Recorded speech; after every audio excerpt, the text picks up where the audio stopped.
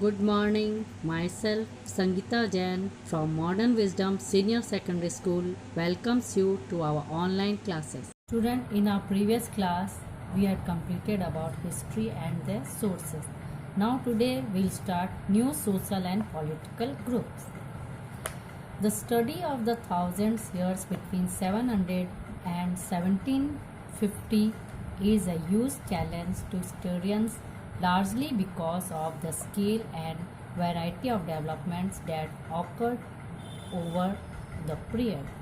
तो अपने हजारों वर्ष के ये पीरियड 700 से 1750 तक जितने भी इतिहासकार थे उनके पास बहुत बड़ा चैलेंज था। क्यों? क्योंकि उन समय बहुत ज़्यादा डेवलपमेंट्स हुए थे और लार्ज स्केल डेवलपमेंट्स हुए थे।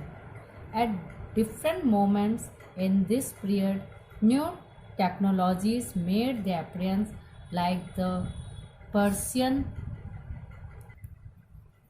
Persian wheel in irrigation, the spinning wheel in weaving and firearms in combat। तो उस समय नए इस पीरियड में नए टेक्नोलॉजीज़ आ गई थी और ये टेक्नोलॉजी में पर्शियन व्हील का उपयोग किया जाने लगा सिंचाई के लिए, स्पिनिंग व्हील्स का उपयोग करने लगे अपने वीविंग्स के लिए और बहुत सारे फायर आर्म्स भी आ गए। New food and beverages arrived in the sub continent, potatoes, corn, chillies, T and coffee.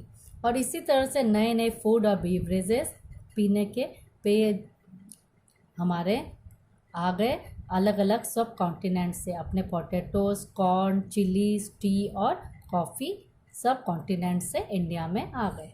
Remember that all these innovations, new technologies and crops came along with people who brought other ideas with them as well।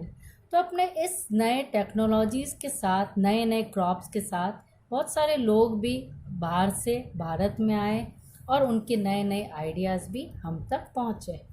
As a result this was a period of economic, political, social and cultural changes. और इसी का नतीजा था कि हमारे economic field में, political field में, social और कल्चरल फील्ड में बहुत सारे चेंजेस आए। We will learn about some of this changes in chapter 5, 6 and 7। आप चैप्टर 5, 6 और 7 में ये चेंजेस के बारे में पढ़ेंगे। This was also period of great mobility. ये पीरियड में बहुत सारे और भी लोगों में जागरूकता आई। Groups of people travel long distance in search of opportunities. बहुत सारे लोग लंबी दूरी तय करके जॉब अपॉर्चुनिटीज़ के लिए भारत आए। The subcontinent held immense wealth and the possibilities for people to carve a fortune. जितने भी सब कॉन्टिनेंट्स थे उनके साथ बहुत सारे वेल्थ भी लेके आए और जिसके कारण ये अलग अलग हमारे पास possibilities I. One group of people who became important in this period were the Rajputs, a name derived from Rajputra, the son of a ruler। और एक ऐसा ग्रुप आया जिसके बहुत ही महत्व था इस पीरियड में, वो थे राजपूत। ये राजपूत वर्ड राजपुत्र से निकला हुआ है, इसका मतलब सन ऑफ द रूलर, माने जो राज्य करता है उसका बेटा। Between the 8th and 14th centuries the term was applied more generally to a group of warriors who claimed Kshatriyas caste status। और इसी समय 8th और 14th centuries में बहुत सारे ग्रुप ऑफ वॉरियर्स जो कि क्षत्रियस थे उनके भी स्टेटस के बारे में पता चला। द टर्म इंक्लूडेड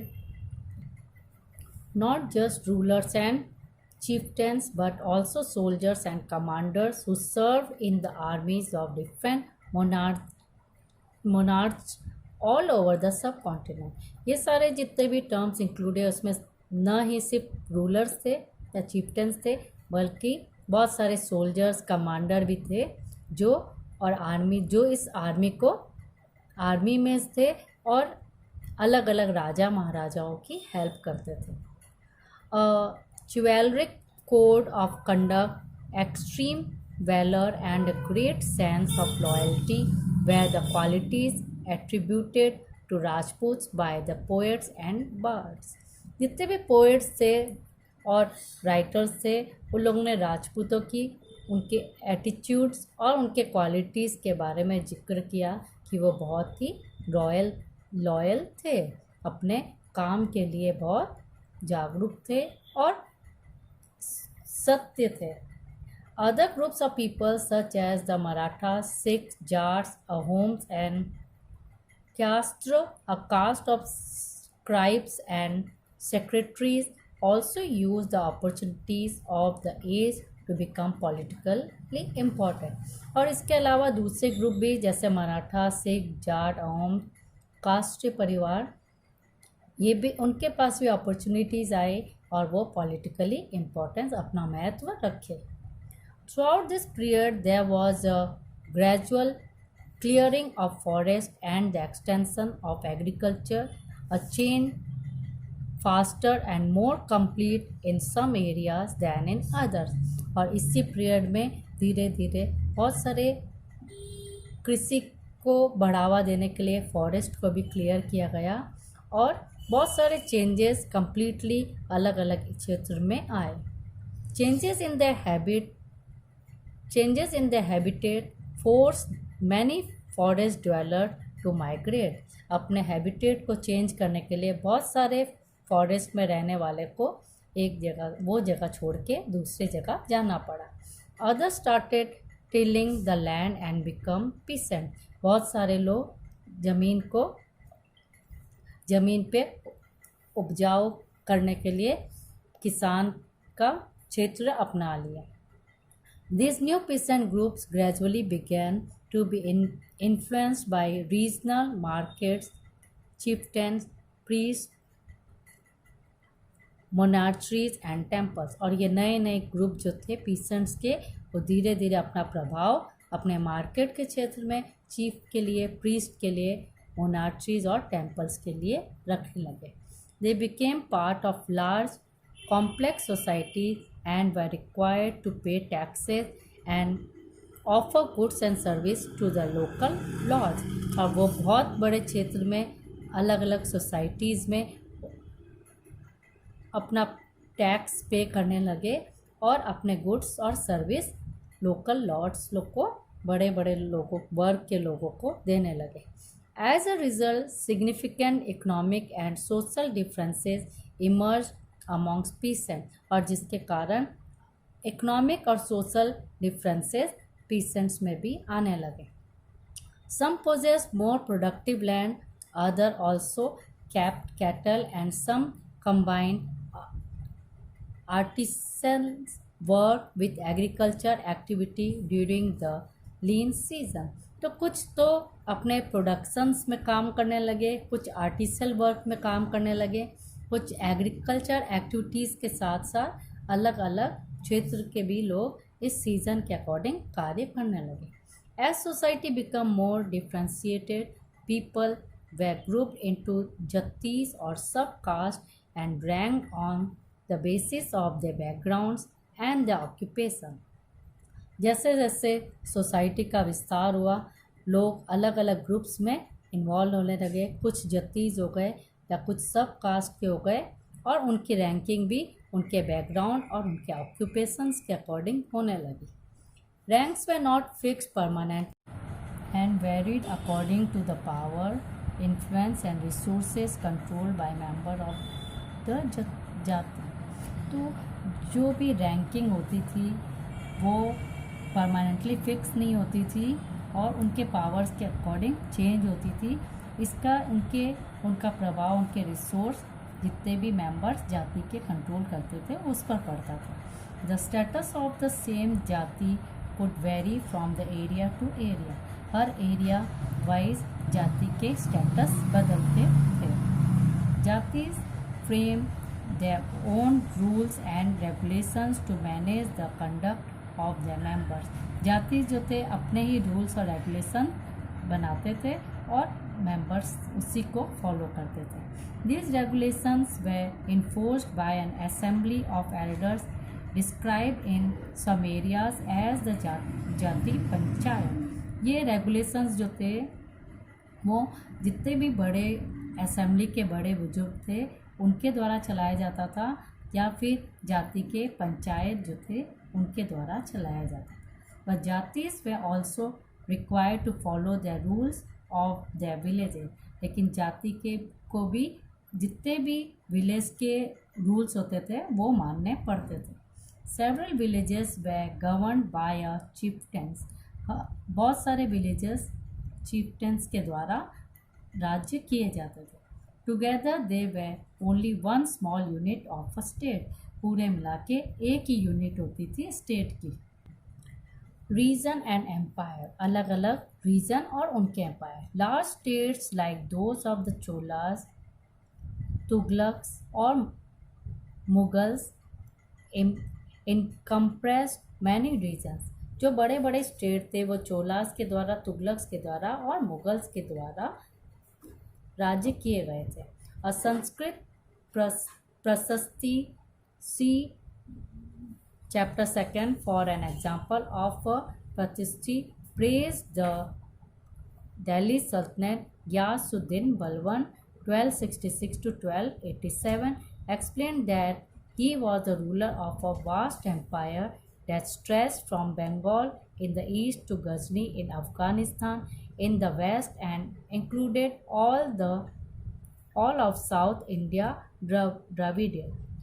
तो एक संस्कृत की प्रशस्ति है वो चैप्टर 2 में भी इसमें उसका एग्जाम्पल दिया है। उन्होंने दिल्ली सल्तनत के गियासुद्दीन बलबन के बारे में एक्सप्लेन किया कि ये ऐसा रूलर था जिसकी एम्पायर बहुत बड़ी थी, बंगाल ईस्ट से लेके गजनी अफ़गानिस्तान तक और वेस्ट भी इंक्लूड था, साउदर्न इंडिया भी इसमें इंक्लूड था।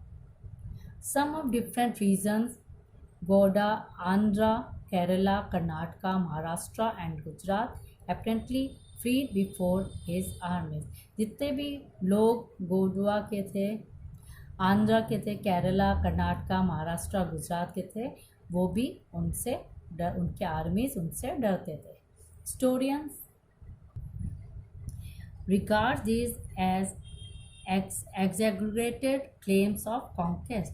तो जितने भी इतिहासकार थे वो ये बोलते थे ये सारे उनके द्वारा जीते गए राज्य थे। At the same time they try to understand why rulers kept claiming to have control over different parts of the subcontinent। और इसके साथ ही ये भी कहा जाता था, ये भी समझा जाता था कि जितने भी रूलर्स थे वो क्लेम करते थे अपने कंट्रोल अलग अलग सब कॉन्टिनेंट के according. By 700 many regions already possessed distinct geographical dimensions and their own language and cultural characteristics। 700 में बहुत सारे अलग अलग रीजन्स डिस्ट्रिक्ट्स थे, वो जोग्राफिकली डायमेंस के अकॉर्डिंग, उनके लैंग्वेज के अकॉर्डिंग और कल्चर के अकॉर्डिंग उसका महत्व था। You will learn more about this in chapter 9। आप चैप्टर 9 में इसके बारे में और ज़्यादा जानकारी लेंगे। They were also associated with specific ruling dynasties. उनके अलग अलग राज्य किए गए डायनेस्टीज़ के भी महत्व थे। There was considerably conflict between these states। Her states में आपस में लड़ाई झगड़ा चलता था। Occasionally dynasties like the Cholas, Khiljis, Tughlaqs and Mughals were able to build an empire that was pan-regional, spanning diverse regions। इस तरह से बहुत सारे ऐसे डायनेस्टीज़ थे जैसे चोलास की, खिलजीज़ की, तुगलक की और मुग़ल की। वो बहुत बड़े बड़े उनके एम्पायर्स थे और बड़े बड़े एम्पायर में उनका अलग अलग रीजन्स ऑक्यूपाई किया हुआ था। Not all these empires were equally stable और successful.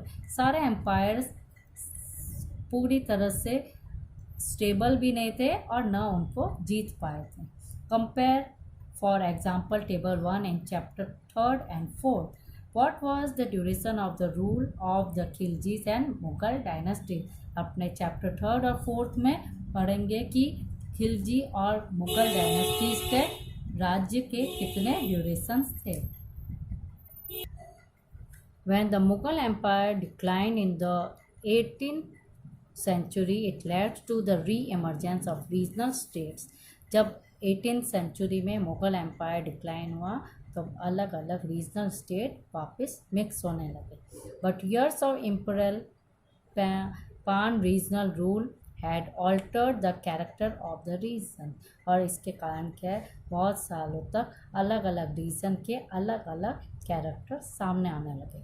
Across most of the subcontinents, the regions were left with the legacies of the big and small states that had ruled over them. और उसके बाद बहुत सारे अलग अलग सब continent और रीजन्स जो थे उनके बड़े और छोटे स्टेट्स उनके द्वारा राज्य किए गए.